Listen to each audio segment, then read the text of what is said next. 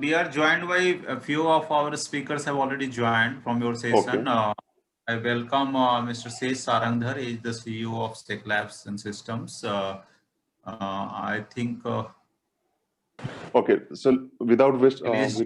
the So you time, can start with Sej. Yeah. yes, I would like to welcome all the speakers of this session. Ease of doing business and Atmanirbhar Bihar. Uh, uh, I would since Mr. Jyoti Kalas has already spoken about the prospects in Bihar. Now I would like to request Dr. Vikas Kumar, Assistant Professor, Center for Research in Rural and Industrial I don't Development, know. to talk about the livelihood creations in Bihar and challenges and opportunities. Dr. Vikas Kumar, over to you, sir.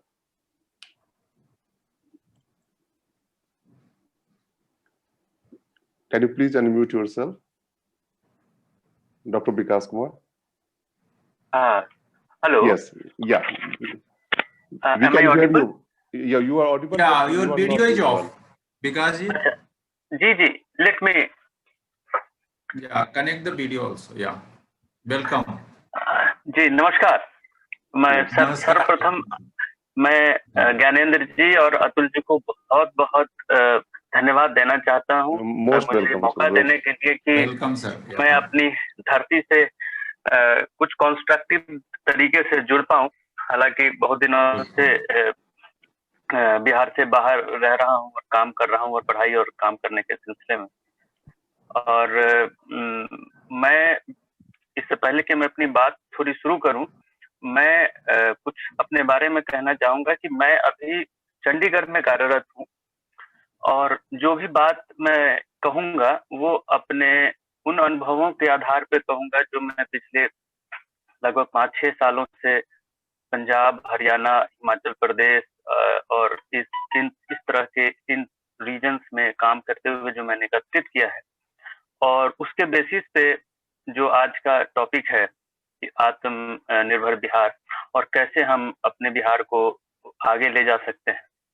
मेरा मुख्य रूप से काम जो है वो rural transformation पे है और एग्रीकल्चर डेवलपमेंट और इंडस्ट्रियल डेवलपमेंट एंड लाइवलीहुड पे रहा है. तो मेरा जो भी व्यू पॉइंट्स होंगे, those will be mostly dependent on my experiences over the last 5-6 years and working in the this region. And उसको हम कैसे एक लेसन के रूप में हम बिहार के जो एग्जिस्टिंग रियलिटीज है उसको कनेक्ट करते हुए देख सकते हैं. जो अभी प्रोफेसर अलख नारायण शर्मा जी ने भी कहा और उसके बाद के भी जो वक्तागण थे उन्होंने जो कहा, उसमें बहुत सारी चीजें जो मैं कहना चाहता था वो कवर्ड हो रही थी. फिर भी कुछ चीजों को हाईलाइट करते हुए मैं यही कहना चाहता हूं कि लगभग 77-78% आबादी जो है हमारी जो है और वो एग्रीकल्चर में इन्वॉल्व है, जो सिर्फ 23 या 24% हमारे स्टेट जीडीपी को कंट्रीब्यूट करता है. नाउ हमारे पास दो तरीके हो सकते हैं कि हम इस चीज को कैसे देखें. एक तो ये तरीका हो सकता है कि जो एग्जिस्टिंग वर्कफोर्स है और उसमें जो मार्जिनल वर्कफोर्स है उसको हम वहां से बाहर निकालें और किसी और जो मोर प्रोडक्टिव है, मोर रेम्युनरेटिव सेक्टर है, उसमें हम उनको इन्वॉल्व करें. बट ये जो प्रक्रिया है ये एक लंबी प्रक्रिया है and it will take some time, more energy, more strategy, more resources and so and so forth. तो हमारी जो सारी जो स्ट्रेटेजी होनी चाहिए उसको हम 2-3 भागों में बांट करके कि हम short and medium term and long term में हम उसको देख सकते हैं. जो फिलहाल हमारी जो क्षमता है, जो वर्कफोर्स है, हम उसको कैसे बेहतर यूटिलाइज कर सकते हैं. जैसा पहले के वक्तागण ने भी कहा कि लैंड होल्डिंग साइज जो है वो लगभग 90% से ज्यादा जो लैंड होल्डिंग है वो 1 हेक्टेयर से कम है, अर्थात लगभग 2.5 एकड़ से भी कम है, which is a harsh reality for Bihar. Now we have to develop and make ourselves in most of the critical sectors more self-reliant. Within these realities, within these restrictions, within these constraints, So how to go about it? So एक बड़ा sector है agricultural sector, और इस agriculture sector में हम लोग लगभग देश के नंबर 1 और नंबर 5 के बीच में फॉलो करते हैं, जैसे कि लीची, मेस्ता और बहुत सारे फ्रूट्स एंड वेजिटेबल्स, जिसमें हम one of the largest producer हैं कंट्री में। लेकिन प्रॉब्लम यह है कि हम उसमें कोई वैल्यू एडिशन नहीं कर पाते, और रिजल्ट ये होता है कि हमारी सारी जो प्रोड्यूस है वो बाहर चली जाती है। और हम ये जान चुके हैं अपने अनुभवों से, जो ग्रीन रेवोल्यूशन का जो अनुभव है पंजाब, हरियाणा और पश्चिमी उत्तर प्रदेश, कि जो कन्वेंशनल एग्रीकल्चरल का जो पैटर्न है वो एक समय के बाद प्लेटू हो जाता है, both in terms of production and income generation and employment generation also. So एक प्लेटू हो जाता है और उसके बाद डिक्लाइन करना शुरू करता है, जो हमें पता है, हम देख रहे हैं पंजाब, हरियाणा और अदर एग्रीकल्चर सेक्टर में। और उसके साथ साथ जो उसके सोशल लेवल्स हैं, इकोनॉमिक लेवल्स है, in terms of increasing indebtedness, farm suicides, farm distress, water level का नीचे जाना, पेस्टिसाइड्स का ज्यादा, health issues and all those things, वो हम देख रहे हैं कि जो कन्वेंशनल मोड ऑफ एग्रीकल्चर है।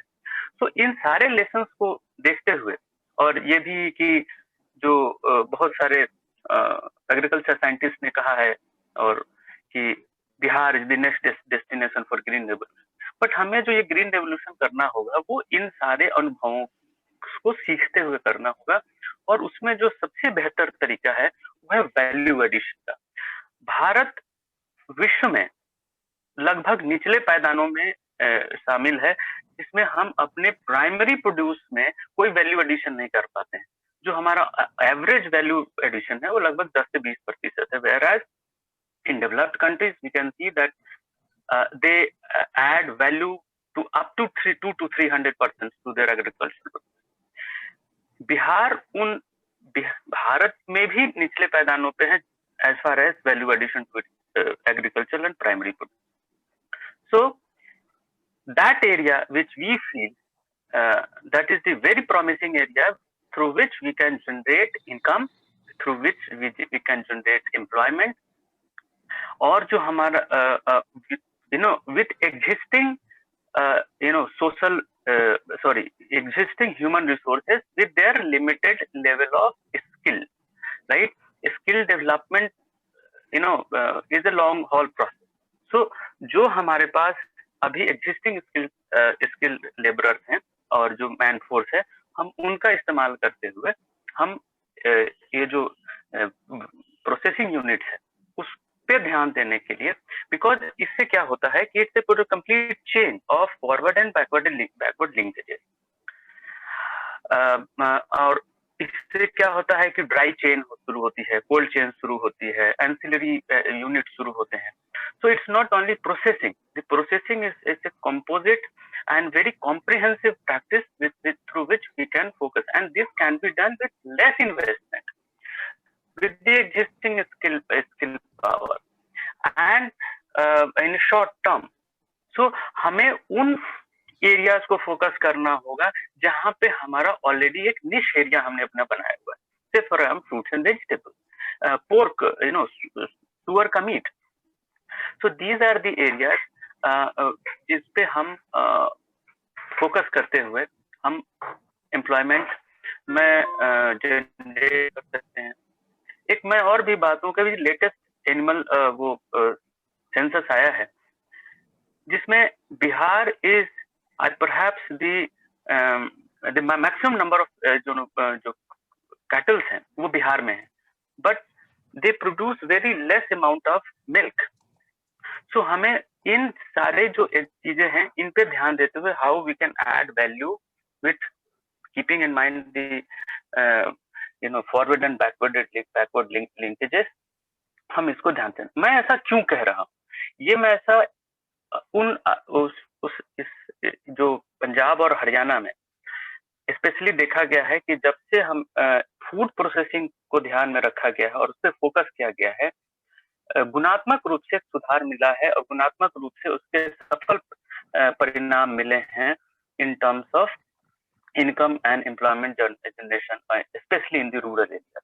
और ये फार्म एंड नॉन फार्म जो इनकम है उसका जो बढ़ता हुआ गैप है उसको भी कम करने में बहुत हद तक मदद करता है। और हम सभी जानते हैं कि किस तरीके से पिछले कुछ दशक में farm and non farm activities और उनके जो इनकम है उसमें बहुत सारे गैप्स आए हैं।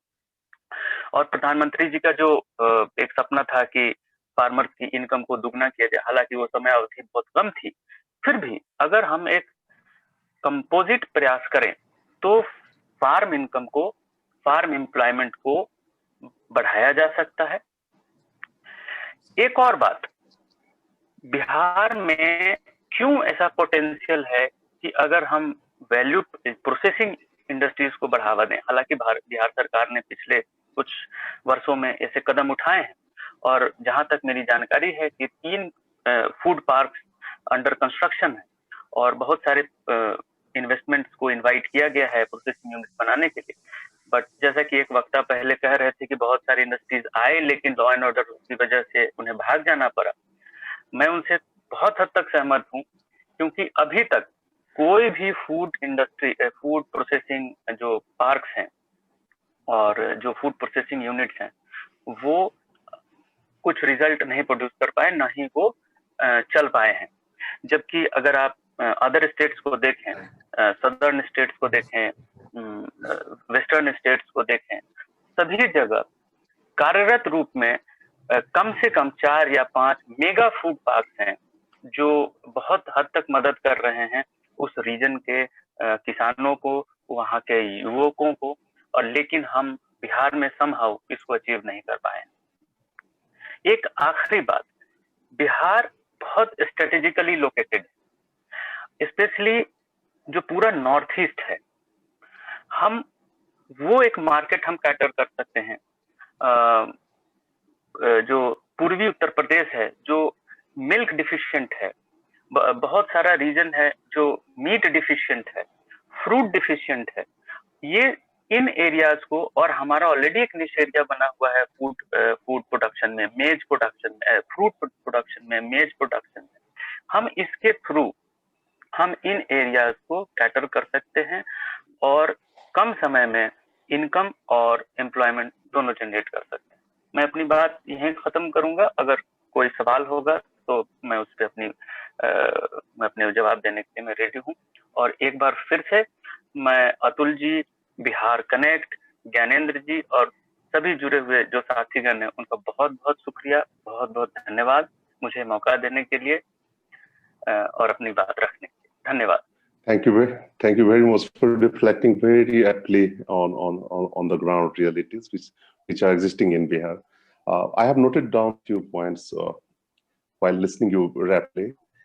That I have been insisting on the fact that we need to have a holistic industrial policy for the revival of Bihar's economy.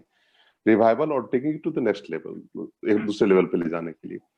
तो मतलब we can start with agri and food processing certainly, which is where we have an ace. Second is tourism, which has been into background for a long time. Tourism has a great potential in Bihar. Then education and healthcare, of course, because the brain drain is happening there, and a lot of revenues are also going outside from the state through these sectors.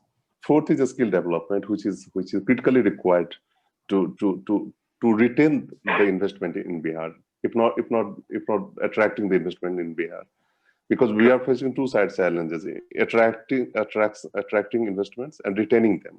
Both are the challenges, and they are existing like twin pillars. Then energy and infrastructure. In energy, I'm glad to say that Bihar has come a long way, and somewhere we can have a sense of satisfaction into the fact that even our villages are getting about 20 to 22 hours of uninterrupted power supply, which is a big breakthrough in Bihar. And for that matter, we must compliment our government. I will not sigh for making a positive statement here. Sixth is services. There is immense opportunities in Bihar, immense. I'm stressing on this. ITS, even film media productions, and so many other things, BFSI. And as you have rightly said, that Bihar is strategically located near the northeast, and Nepal as well, because Nepal has been a major importing country from India, and the route goes through Raxaul and other borders, like there are 6 borders in Madhubani alone. So we can really leverage on our proximity with Nepal and Northeast. Then supply chain. We need to improve the supply chain and market linkages facilities in Bihar for making the small farmers and MSMEs, especially small industries. And if we are talking about industrial prospects in Bihar, we can't negate the fact that MSMEs hold the core of that industrial segment. And then, of course, consistent government support is also required from the government side. So I really appreciate your address, and also I'm glad that you have talked about land fragmentation in Bihar. And even on that count, there is not a uniformity. If you will go to North Bihar, you will see the condition is more stark than in Bhojpur or Magad. Because in North Bihar, when we don't have luxury of saying that we have a land holding of 2.5 acres. It is somewhere near 2 kattha, 3 kattha, that kind of things are happening in there. So we have to also think about cooperative farming and giving dairy productions a bigger space besides food processing. So immense opportunities are there. Only we need to consolidate processes and leverage with the policies and ground implementation. Thank you very much for sharing your expert insights.